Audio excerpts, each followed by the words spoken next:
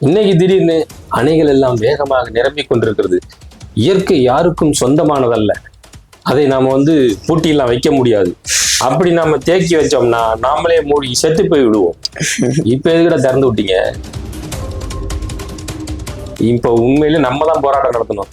திறக்காத எனக்கு காவிரியை திறக்காத. ஒழுங்கு மாதிரிதான் கலைஞ்சு போறீங்களா இல்ல தூக்கி உள்ள போட குண்டாசல் அப்படின்னு சொல்லி பேசணும். இவர் மாறா என்ன பண்றாரு? கெஞ்சுறாராம், வேண்டாம் போராட்டம் எல்லாம் பண்ணாதீங்க. என்ன பிரச்சனை உனக்கு? தண்ணீரை தேக்கினால் மூழ்கி விடுவோம் என பேச்சு. தமிழக மக்களுக்கு தண்ணீர் திறப்போம் என உருக்கமான பேச்சு. விவசாயிகள் அப்படிங்கிற போர்வையில இவங்க இந்த கூத்தெல்லாம் அடிக்கிறாங்க. அதனால இந்த மாதிரி சம்பவங்கள்லாம் நடக்குது. இப்போ ஒரு முதலமைச்சர் சொல்றாரு, அந்த உத்தரவை மதிக்க வேண்டும். இவ்வளவு நாளா போட்டு மிதிச்சு விட்டு இப்ப என்ன மயத்துக்கு நீங்க மதிக்கிறீங்கன்னு நான் கேக்குறேன். எதுக்கு நீ மதிக்கிற? இப்ப மட்டும் உங்களுக்கு வந்தா மட்டும் ரத்தம், எங்களுக்கு வந்தா தக்காளி சட்னியா அப்படின்னு கேட்க வேண்டிய நிலைமை வந்துருச்சு. உலகெங்கும் பரவி வாழ்கின்ற வல்லமை வலிமையினர்கள் அனைவருக்கும் வணக்கம். ஐயா வணக்கம். வணக்கம் வணக்கம் ஐயா, ஒரு 3 நாள் முன்னாடிதான் பாத்தீங்கன்னா கர்நாடகால குடிக்கவே தண்ணி பஞ்சமா இருக்கு, எங்களால அணையெல்லாம் திறந்து விட முடியாது, தண்ணிலாம் தர முடியாதுன்னாங்க. ஆனா நேற்று பாத்தீங்கன்னா திறந்து விட்டாங்க, தண்ணி நமக்கு தமிழ்நாட்டுக்கு வந்துருச்சு. ஏன் இப்ப மட்டும் ஏன் திறந்து விட்டாங்க? பூட்டி வச்சுக்க வேண்டியதானே? அது பேச்சாடா பேசுன, கொஞ்ச நஞ்ச பேச்சா பேசுனீங்க. எங்களுக்கு குடிநீருக்கு தண்ணீர் இல்லை, நாங்களே வறட்சியில் இருக்கிறோம். எப்போ? 2 நாள் முன்னாடி. இன்னைக்கு திடீர்னு அணைகள் எல்லாம் வேகமாக நிரம்பிக் கொண்டிருக்கிறது. இயற்கை யாருக்கும் சொந்தமானதல்ல. அதை நாம பூட்டியெல்லாம் வைக்க முடியாது. அப்படி நாம தேக்கி வச்சோம்னா நாமளே மூழ்கி செத்து போய் விடுவோம். இப்ப எதுக்கிட்ட திறந்து விட்டீங்க? நீங்க தான் பெரிய மானஸ்தனாச்ச. திறக்காதீங்களா? ஒரு சொட்டு தண்ணி கூட தமிழ்நாட்டுக்கு தராதீங்க. இங்க தரவே தராதீங்க. நீங்களே எல்லாத்தையும் பூட்டி வச்சுக்கோங்க. எதுக்கு இப்ப திறந்தீங்க? இப்ப இங்க போராட்டம் நடத்தணும். உண்மையிலே நம்ம இப்ப உண்மையிலே நம்ம தான் போராட்டம் நடத்தணும். திறக்காத எனக்கு காவிரியை திறக்காத. வன்மையாக கண்டிக்கின்றோம், கர்நாடக அரசை கண்டிக்கின்றோம் அப்படின்னு சொல்லி போராடணும். எவ்வளவு பெரிய அயோக்கியன்களா இருக்கிறானுங்க பாரு. ஒரு குடிநீர்ங்கிறது, ஒரு தண்ணி பிரச்சனைங்கிறது ஒரு சாதாரண மனிதர்களுக்கு மட்டுமானதல்ல. இது அனைத்து உயிர்களுக்குமான தேவை. இது குடி தண்ணீர் அப்படிங்கிறது. அதுல வச்சுக்கிட்டு இப்ப இவங்க என்ன சொல்றாங்க? இன்னைக்கு இப்ப பேசிட்டு இருக்கிறாரு நம்ம கர்நாடக முதலமைச்சர். என்ன சொல்றாரு? போராட்டம் வேண்டாம் பிளீஸ். யாரை கேட்கிறாரு? கர்நாடக மக்களிடம் கெஞ்சுகிறார் அம்மாநில முதல்வர். எந்த மக்கள் அங்க போராடுறா? முதல்ல இந்த செய்தியே தப்பு. கர்நாடக மக்கள் போராடுறாங்களா? அப்படிலாம் ஒண்ணும் கிடையாது. ஒரு அமைப்பு வச்சுக்கிட்டு 2-3 பேர் சேர்ந்து, இந்த வாட்டாள் நாகராஜன் ஒருத்தான் இருந்தாலே அவங்க எல்லாம் சேர்ந்துட்டு ஒன்னா போராடுவான். இது எதுக்கு? நீங்க ஒரு முதலமைச்சர் எதுக்குங்க கெஞ்சுறீங்க? முதல்ல அவன்கிட்ட எதுக்கு பொடிச்சு உள்ள போட எல்லாத்தையும்? அணையெல்லாம் இப்ப திறக்கலன்னா எல்லாம் மூழ்கிடும் நம்மளுக்கு. நீ என்ன லூசு மாதிரி பேசிக்கிட்டு இருக்கிற? ஒழுங்கு மாதிரிதான் கலைஞ்சு போறீங்களா இல்ல தூக்கி உள்ள போட குண்டாசல் அப்படின்னு சொல்லி பேசணும். இவர் மாறா என்ன பண்றாரு?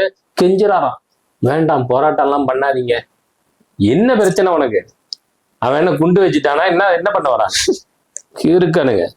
தண்ணீரை தேக்கினால் மூழ்கி விடுவோம் என பேச்சு. தமிழக மக்களுக்கு தண்ணீர் திறப்போம் என உருக்கமான பேச்சு. ஐயா, எப்பதான் உங்களுக்கு உருக்கம் வருது இந்த தமிழ்நாட்டு மக்களை பார்த்து? இவனுங்களை மாதிரி ஒரு ஈன பிறவிகளை நம்ம பார்க்கவே முடியாது. வீணா போனவனுங்க. அவர் பேசுறாரு, தமிழகத்துக்கு தண்ணீர் திறக்கும்படி காவிரி நீர் மேலாண்மை ஆணையம் பிறப்பித்துள்ள உத்தரவால் கர்நாடகாவில் பல்வேறு அமைப்பினரும் வரும் 13ஆம் தேதி பந்த் நடக்க அழைப்பு விடுத்துள்ளனர். ஆனால் போராட்டத்தை வாபஸ் பெற முதல்வர் சிவகுமார் வலியுறுத்தியுள்ளார். என்னத்துக்கு நீங்க வலியுறுத்துறீங்க? பொடிச்சு உள்ள போடணும்ல பேசணும். மைசூர் விமான நிலையத்தில் பேட்டி ஓகே. இப்ப என்ன சொல்றாரு? ஒவ்வொரு மணி நேரமும் அங்க அணையோட நிலவரம் குறித்து அவருக்கு இது வந்துகிட்டே இருக்கான் செய்தி. எவ்வளவு வேகமா நிரம்புது அப்படிங்கறதெல்லாம் இருக்கிறதுனால அணைக்கு வரும் நீரின் அளவு 40,000 கன அடியை எட்டியுள்ளது. 40 TMC தண்ணீர் கிட்டத்தட்ட வந்துருச்சு கபினி அணைக்கு. இவங்க என்னன்னா 3-4 அணை வச்சிருக்கிறாங்க. அந்த பக்கம் எங்களுக்கு தண்ணி இல்லை, இங்க தண்ணி இல்லைங்க.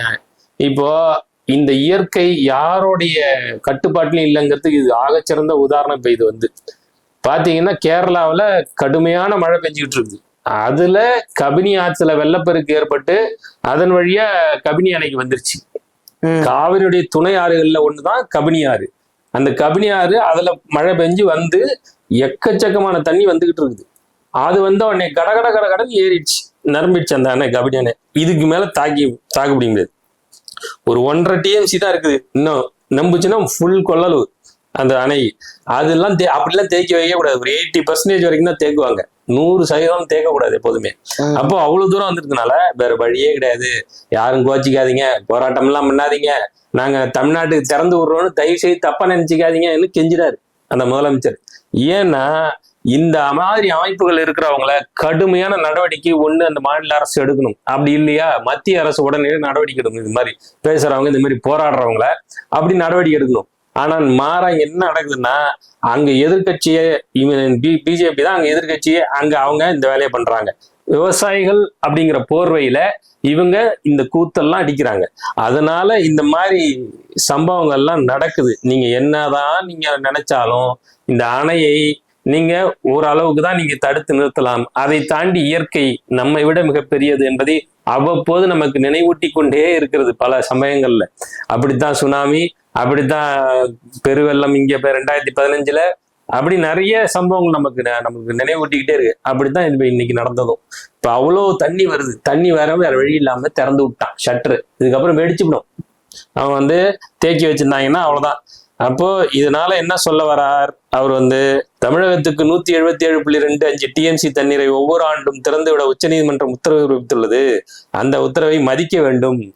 இந்த உத்தரவு கொடுத்து எத்தனை வருஷம் ஆச்சு? இப்போ வந்து ஒரு முதலமைச்சர் சொல்றாரு அந்த உத்தரவை மதிக்க வேண்டும். இவ்வளவு நாளா போட்டு மிதிச்சு விட்டு இப்ப என்ன மயத்துக்கு நீ மதிக்கிறீங்கன்னு நான் கேக்குறேன். எதுக்கு நீ மதிக்கிற? இப்ப மட்டும் உங்களுக்கு வந்தா மட்டும் ரத்தம், எங்களுக்கு வந்தா தக்காளி சட்னியா அப்படின்னு கேட்க வேண்டிய நிலைமை வந்துருச்சு.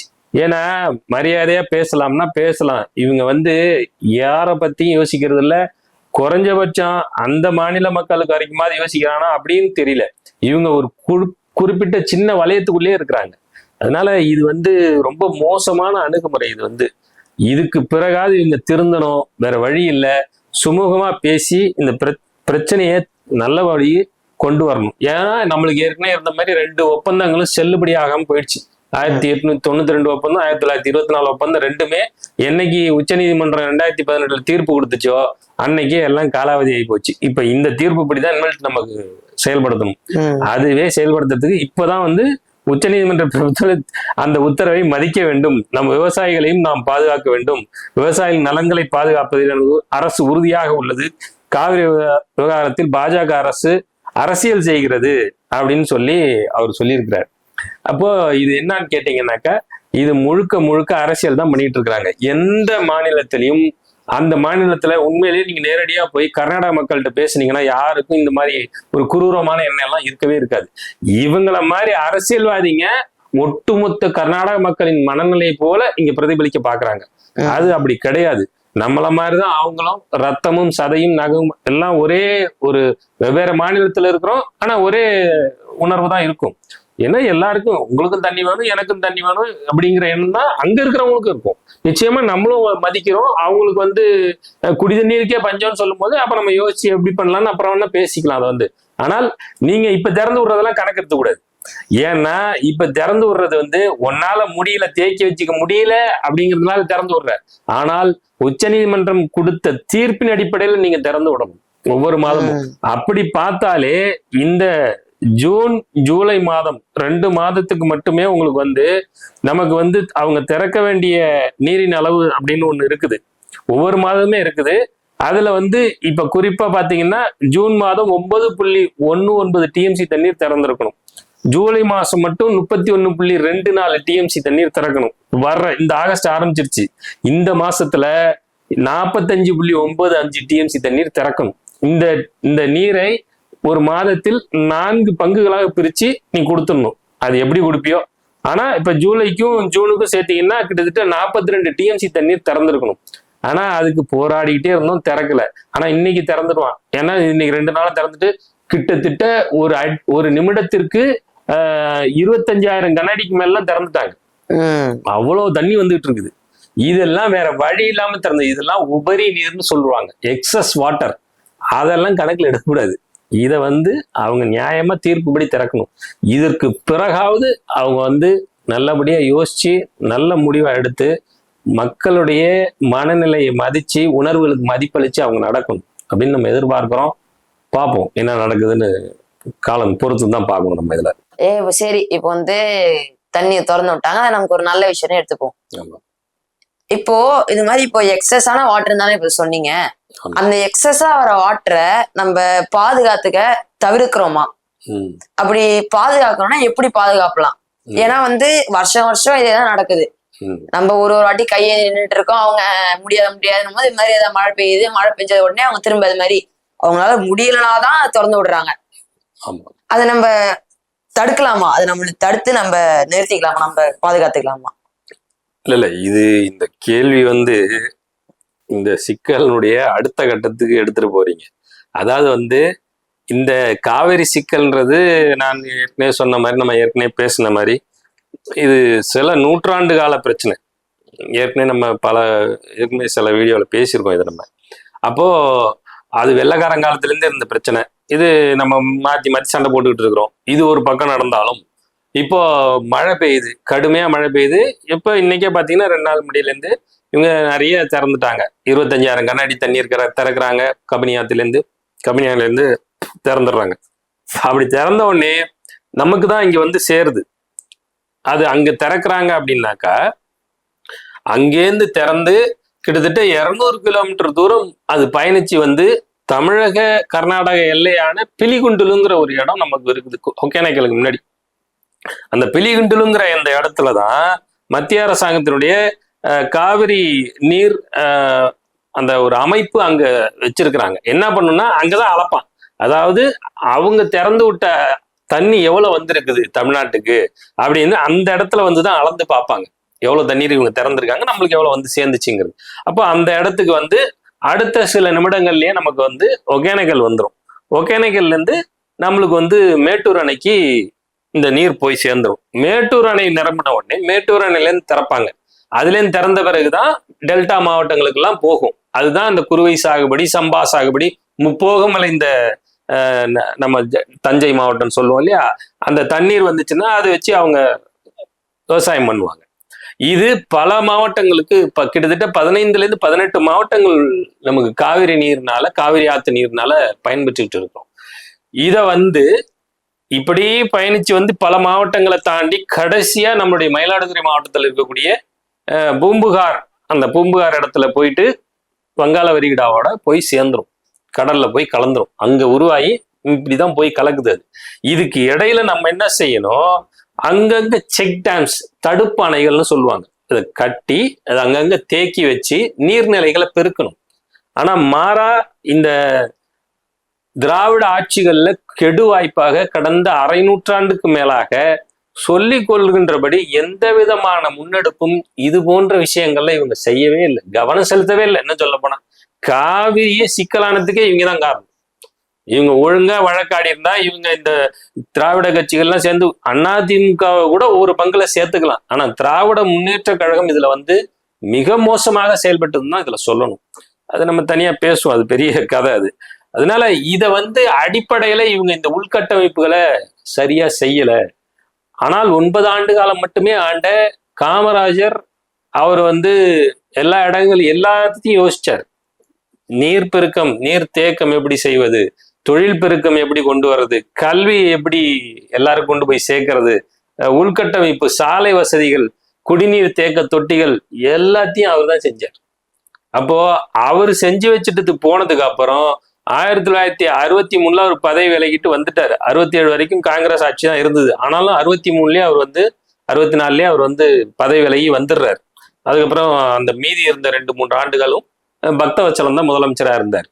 அப்படி 64 வரைக்கும் அவர் முதலமைச்சரா இருந்த வரைக்கும் 53லேருந்து 64 வரைக்கும் அந்த 9 ஆண்டு காலத்துல இவர் செய்த வேலையை இதுவரைக்கும் எந்த முதலமைச்சரும் செய்யவில்லை என்பதுதான் நம்முடைய துரதிர்ஷ்டம். அப்படி இவங்க இதெல்லாம் சரி பண்ணியிருந்தாங்கன்னா ஒரு நீர்த்தேக்கங்களை கட்டி மழை நம்மளுக்கு எவ்வளவோ பெய்யுது. அங்கிருந்து திறந்து விடுறது ஒரு பக்கம் இருக்கட்டும், இங்க நமக்கு அவ்வளவு மழை பெய்யுது. மழை காலங்கள்ல வீணா போய் நேரா போய் அந்த கடல்ல போய் கலந்துரும். இது இயற்கையோட அமைப்பு. கடல்ல போய் கலக்கணும், அது மொத்தமும் நம்ம தடுத்து வச்சுக்க முடியாது, இயற்கைக்கு மாறா. ஆனால் அங்கங்க நிறுத்தி நிலத்தடி நீரை நம்ம உயர்த்திக்கலாம். நீரை தேக்குனீங்கன்னா இதா இருக்கும். அப்போ வீட்டுல நீரை தேக்குங்க, என்னது அதுக்கு ரெயின் வாட்டர் ஹார்வெஸ்டிங் வைங்க அப்படின்லாம் நம்மள சொல்லக்கூடிய இந்த அரசு நாட்டுல நீங்க என்னத்தடா தேக்குனீங்க? இது வரைக்கும் என்னத்தை தேக்குனீங்க? அந்த கேள்விக்கு பதில் இல்லை அப்படிங்கிறது தான் இப்ப நீங்க கேட்டதுக்கான பதில், நீங்க கேட்ட கேள்விக்கான பதில். ஏன்னா இவங்க இந்த கட்டமைப்பை ஏற்படுத்தவே இல்லை கடைசி வரைக்கும், இன்னை வரைக்கும்.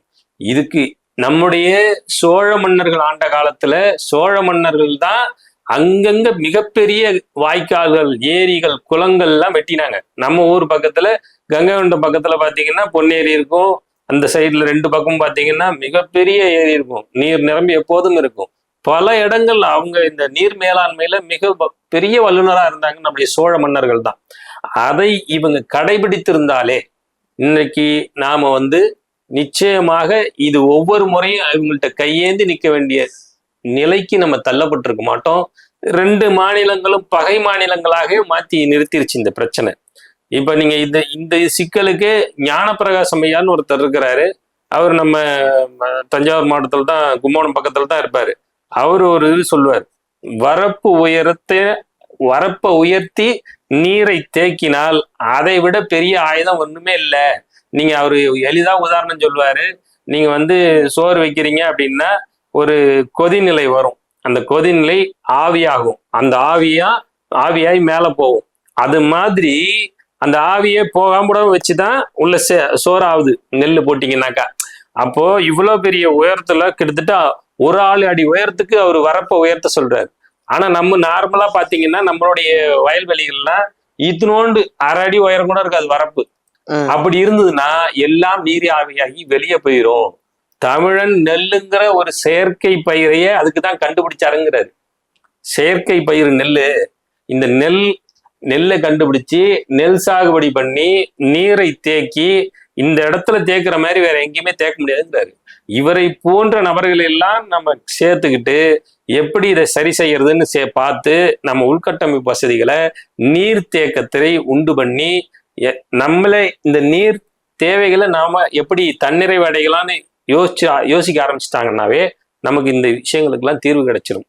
மாறா எங்கெங்க டாஸ்மார்க்கை திறக்கலாம், எங்கெங்க தப்பான வழிகளை சம்பாதிக்கலான்ற சேவை மனப்பான்மை போய் சம்பாதிக்குங்கிற நோக்கம் அரசாங்கத்துக்கு வந்துருச்சு அப்படிங்கிறது தான் இதுல நம்மளுக்கு ஒரு சோகமான ஒரு நிலை. அதனால இதை இப்ப வந்திருக்கக்கூடிய அரசாவது இதுக்கு பிறகு யோசிக்கணும், இதை சரி செய்யணும். அப்படி யோசிச்சாலே இந்த உள்கட்டமைப்பு வசதிகளை சரி பண்ணாலே இந்த பிரச்சனையிலேருந்து பாதிக்கு மேல நம்மளை நிச்சயம் தற்காத்துக்கலாங்கிறது தான் நான் நினைக்கிறேன். இது தொடர்ச்சியா நம்ம பேசுவோம் இது குறித்து. இப்போ நம்ம பேசின இந்த செய்தி தொடர்பாகவே நம்ம முதலமைச்சருக்கு நேரடியா ஒரு கோரிக்கையா வைப்போம். இது ஒருவேளை அவர் பார்வைக்கு இது பட்டாலும் சரி, அல்லது முதலமைச்சருக்கு நெருக்கமாக இருக்கக்கூடிய மற்றவங்களுக்கு இது பார்வைக்கு போய் எப்படியோ இந்த செய்தி இந்த அரசுக்கு எட்டினால் நல்லதுன்னு நான் நினைக்கிறேன்.